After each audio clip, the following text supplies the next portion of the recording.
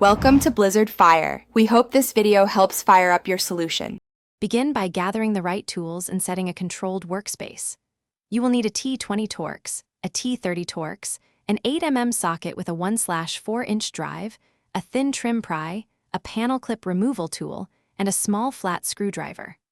Park the car on level ground, disable interior power to avoid accidental window movement, and roll the rear window fully up. Place a soft blanket on a bench where the door panel will rest, and use a tray or labeled container for screws and clips to avoid loss. Start removing trim and fasteners from the rear door by first taking out the inner small trim piece behind the door pull.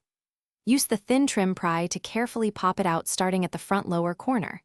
This reveals 2 T20 screws behind the armrest and one 8mm bolt in the cup area.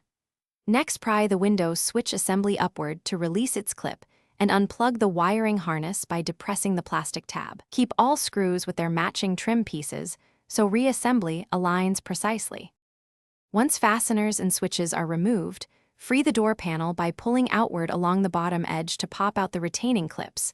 Work from rear to front so the clips release sequentially. Carefully lift the panel to clear the top edge and then unhook the door latch cable clip and disconnect any remaining wiring connectors.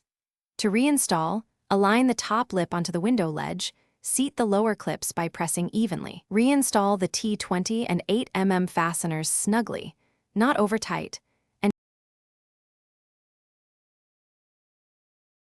Thanks for watching. If you found this helpful, don't forget to like and subscribe.